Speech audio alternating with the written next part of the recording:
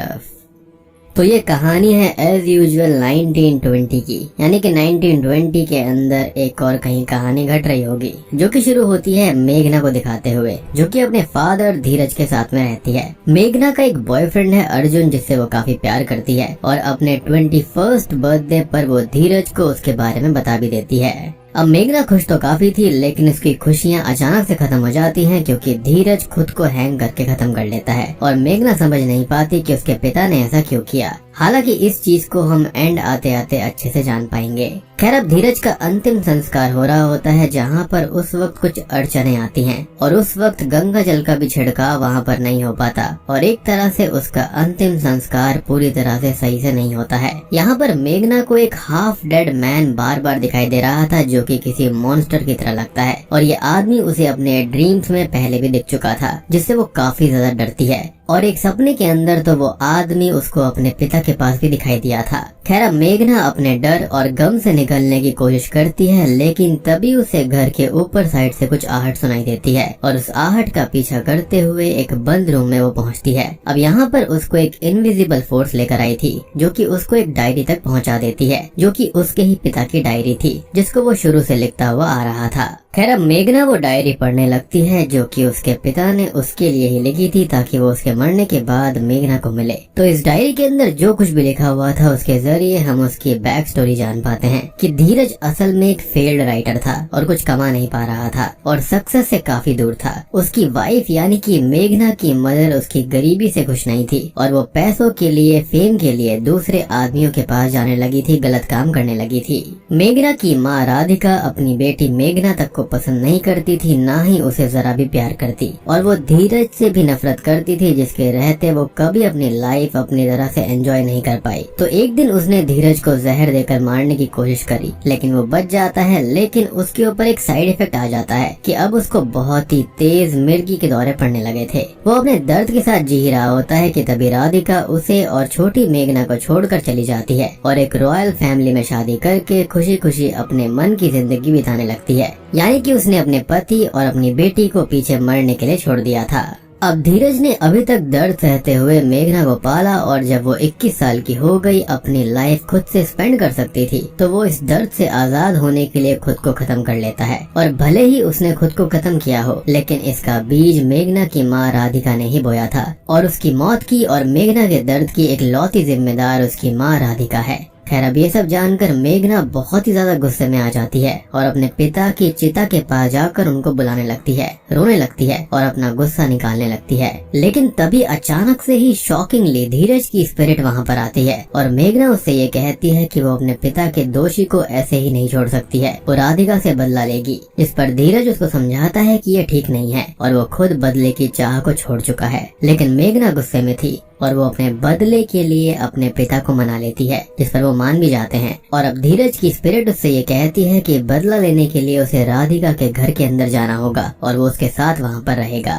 मेघना बिल्कुल वैसा ही करती है और अर्जुन को बिना बताए राधिका के घर के लिए निकल जाती है, जहाँ पर राधिका अपने हस्बैंड शांतनु और 16 साल की बेटी अदिति के साथ रहती है। अब मेघना घर पर आती है और शांतनु उसको वेलकम करता है, जिसे पता होता है कि वो राधिका की पहली बेटी है, लेकिन उसका बिहेवियर मेघना के लिए काफी अच्छा होता है और ये चीज यहाँ पर मेघना ने एक्सपेक्ट नहीं करी थी। अब वो राधिका को उससे मिलने बुलाता है, लेकिन फिलहाल मेघना की माँ उसको अभी फेस नहीं कर सकती थी, तो वो उससे अभी नहीं मिलती। अब मेघना अपने बदले के लिए ही आई थी और उसको ये काफी बुरा लगता है कि उसकी माँ उससे मिलने नहीं आई। अब वो शांतनु को धीरज के बारे में बताती है और कहती है कि उसके लिए रहने के लिए घर नहीं है। इस पर शांतनु कहता है कि उसे कहीं और जाने की जरूरत नहीं है और यही उसका घर है और यही उसका परिवार है, तो वो यहाँ पर रह सकती है। खैर, अब अगले सीन में धीरज की स्पिरिट मेघना से कांटेक्ट करती है। अब आप सोचोगे कि ऐसा कैसे हो सकता है, तो यहाँ पर जब भी धीरज की स्पिरिट मेघना के पास में आती है या फिर उससे बात करती है, तो मेघना को भी मिर्गी के दौरे आने लगते हैं। यानी कि शायद से वो एक ऐसे रेल्म के अंदर मिलते हैं जहाँ पर जाने के लिए मेघना का ऐसा होना जरूरी है। खैर, धीरज की स्पिरिट मेघना से कहती है कि वो यहाँ पर नहीं आ सकता क्योंकि इस घर के अंदर एक अखंड ज्योति जल रही है और यहाँ के मंदिर के अंदर भगवान की शक्ति काफी ज्यादा है, जो कि उसको यहाँ पर आने से रोक रही है। तो मेघना को सबसे पहले उस ज्योति को बुझा देना होगा और मेघना वैसा ही करती है। खैर, अब ज्योति बुझने के कुछ ही समय के बाद में धीरज की स्पिरिट घर के अंदर तो आ जाती है, लेकिन यहाँ पर नोट करने वाली बात ये थी कि धीरज की स्पिरिट को उस हाफ डेड मैन यानी कि मॉन्स्टर दिखने वाली स्पिरिट ने भेजा था। लेकिन धीरज की स्पिरिट का उससे क्या लेना देना है, क्योंकि बदला तो वो मेघना के साथ मिलकर भी ले सकता है। तो इसके बारे में हम थोड़ी देर में जान पाएंगे। अब धीरज की स्पिरिट घर के अंदर आ चुकी थी और वो राधिका को बार बार हॉन्ट करता है, जिससे वो थोड़ी परेशान हो जाती है। अब अगले सीन में ब्रेकफास्ट टेबल पर वो मेघना से टकराती है, लेकिन वो उससे बात नहीं करती या फिर कर नहीं पाती, जिसका मेघना को काफी बुरा लगता है। यानी कि उसकी माँ उससे बात ही नहीं कर रही थी और वो रोते हुए घर के बाहर चली जाती है। और अब उसको बाहर अर्जुन मिलता है, जिसको वो ढूंढते हुए यहाँ तक आ गया था और एड्रेस उसने ढूंढ लिया था। अब वो मेघना से बात करता है, जो कि कहती है कि वो अपनी माँ से मिलने आई थी, उससे बात करना चाहती थी और वो एक बहुत ही बुरी माँ है जिस पर अर्जुन उसको संभालता है। अब वो दोनों अर्जुन के होटल रूम में जाते हैं कुछ टाइम स्पेंड करने के लिए और मेघना से ड्रीम में धीरज की स्पिरिट फिर से बात करती है, जो कि गुस्सा करता है कि वो ऐसे बदला लेगी और वो भटक रही है अपनी राह से, जिस पर वो ये कहती है कि वो नहीं भटकेगी और बदला लेकर रहेगी। फिर अब जागने पर वो देखती है कि अर्जुन जागा हुआ था और उसने सब कुछ सुन लिया था, जिससे उसे मेघना के बदले वाले प्लान के बारे में पता चल गया था,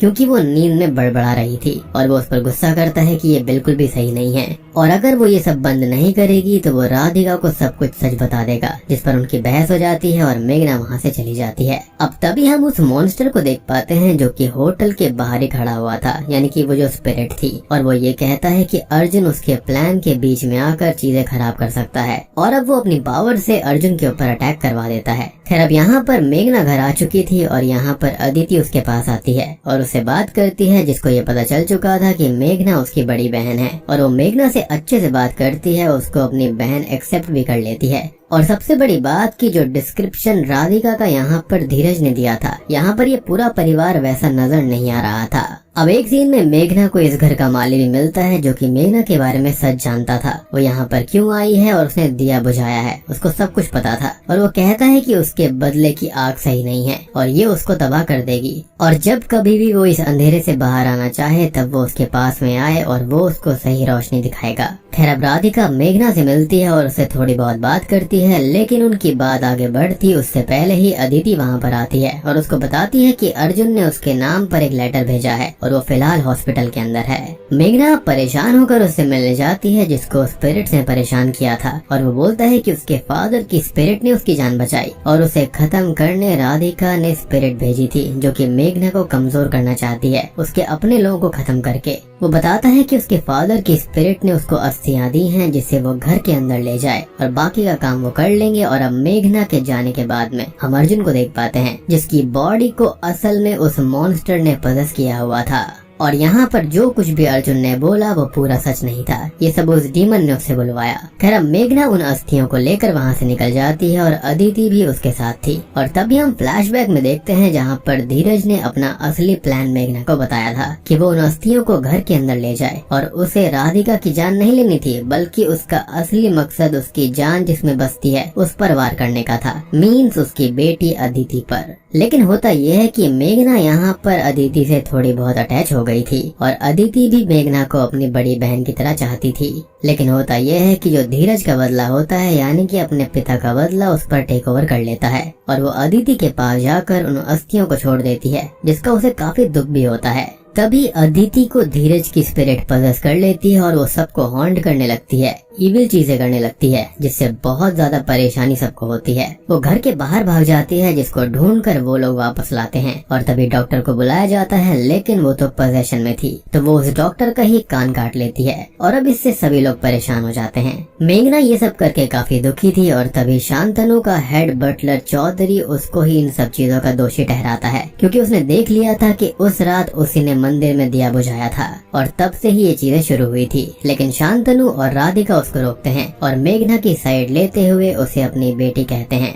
खैर अब यहाँ पर मेघना दुखी तो थी ही और तभी उससे मिलने अर्जुन आता है और वो दोनों बदले के बारे में बात कर रहे थे, जहाँ पर मेघना कहती भी है कि उसने बदला तो ले लिया, लेकिन उसको अंदर से अच्छा महसूस नहीं हो रहा। और उनकी बातें चौधरी सुन लेता है, उनको जेल भेजने की धमकी देता है, जिस पर अर्जुन उसे बुरी तरह से पीट कर खत्म कर देता है। और यहाँ पर असल में अर्जुन के रूप में वो मॉन्स्टर था, यानी कि वो पजेस हो गया था। खैर अब वो दोनों चौधरी की लाश को ठिकाने लगा देते हैं और अर्जुन मेघना से कहता है कि वो अब घर छोड़कर आ जाए और पूरा सामान ना लेकर आए, जिससे सबको ये लगेगा कि वो लापता हो गई है। और आज यहाँ पर वो दोनों मिलकर शहर वापस भाग जाएंगे। अब मेघना भारी मन से घर छोड़कर स्टेशन आती है और अर्जुन के साथ वापस जाने लगती है और कहती है कि उसे ऐसा फील हो रहा है कि जैसे वो अपनों से दूर जा रही हो। अब अर्जुन उसको संभालता है और उसके साथ में इंटीमेट होने की बात करता है, लेकिन तभी मेघना को मिरर के रिफ्लेक्शन में अर्जुन का असली रूप यानी कि वही मॉन्स्टर दिख जाता है, जिससे वो बहुत डर जाती है। अब तभी अर्जुन थोड़ा होश में आता है और वो मेघना को कहता है कि वो वापस चली जाए, नहीं तो वो मॉन्स्टर उसको खत्म कर देगा। अब मेघना उससे बचकर भागती है, लेकिन तभी अर्जुन की बॉडी पर वो मॉन्स्टर टेक ओवर कर लेता है और उसका पीछा करते हुए एक एक्सीडेंट के दौरान अर्जुन की बॉडी खत्म हो जाती है। खैर अब मेघना वापस शांतनु के घर पर आती है और उस माली से मिलती है, जो कि उसको एक डायरी देता है और ये डायरी राधिका की थी, जिसे राधिका और शांतनु ने बहुत पहले ही बैरी कर दिया था, जिसको वो पढ़ती है। और दोस्तों अब यहाँ पर खुलते हैं इस कहानी के असली पत्ते। तो जो कहानी धीरज ने बताई थी ना, वो आधा और टूटा हुआ सच था, यानी कि ट्विस्टेड ट्रुथ था वो, क्योंकि सच ये था कि वो पैसे और कनेक्शंस के लिए राधिका को दूसरे आदमियों के पास भेजा करता था।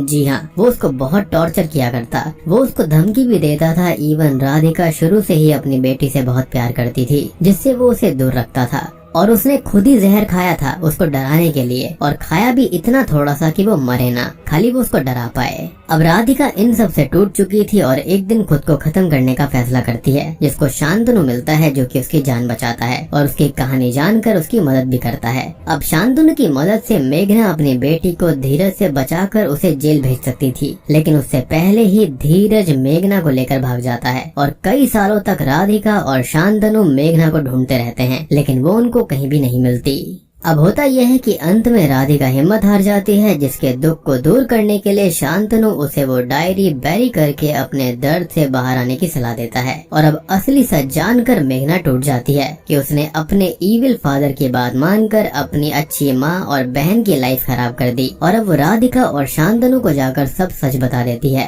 वो दोनों उस पर काफी गुस्सा करते हैं और उसे यहाँ से जाने के लिए कहते हैं, जिस पर वो कहती है कि वो चली जाएगी, लेकिन सब कुछ ठीक करके जाएगी। और अब आपको समझ में आया होगा कि ये पूरी फैमिली यहाँ पर मेघना के साथ में अच्छा बिहेव क्यों कर रही थी, क्योंकि वो जेन्युइनली उससे प्यार करते थे। यहाँ पर जो ईविल था वो कोई और नहीं बल्कि धीरज था, यानी कि उसके खुद के पिता।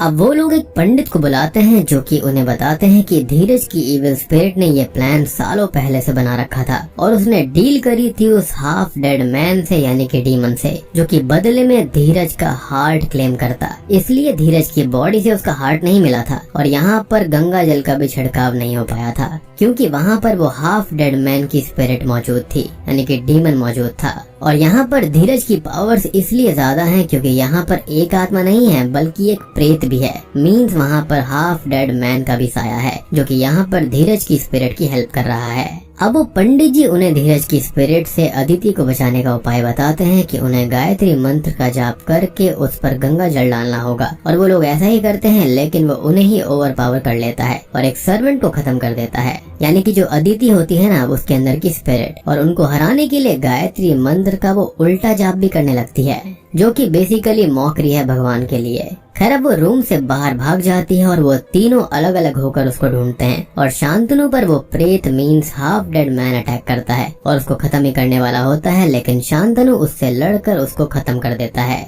क्योंकि सारे उपाय तो यहाँ पर पंडित जी ने बता ही दिए थे और ये हाफ डेड मैन अकेला कुछ नहीं कर सकता था। यहाँ पर जो कुछ करना था वो धीरज की स्पिरिट कर रही थी। हाफ डेड मैन तो खाली उसकी हेल्प कर रहा था, क्योंकि यहाँ पर उसने उसको समन किया था, अपना हार्ट उसको दिया था, वो भी ऑफरिंग की तरह। खैर अब राधिका पर पजेस्ड हुई उसकी ही बेटी अदिति अटैक कर देती है और उसको घायल करती है, जिसको मेघना संभालती है और वो मेघना से रिक्वेस्ट भी करती है कि वो अदिति को बचा ले। अब मेघना मंदिर जाकर उस दिए को वापस जलाती है और माता के त्रिशूल से खुद की ही जान ले लेती है, जिसके साथ ही उसकी स्पिरिट वर्ल्ड में आ जाती है और यहाँ पर वो धीरज की स्पिरिट को कन्फ्रंट करती है, जिसने अदिति की बॉडी को कैद करके रखा था। यही वो रेलम था जहाँ पर ये दोनों बात किया करते थे और दौरे पड़ते वक्त यहीं पर वो जाया करती थी।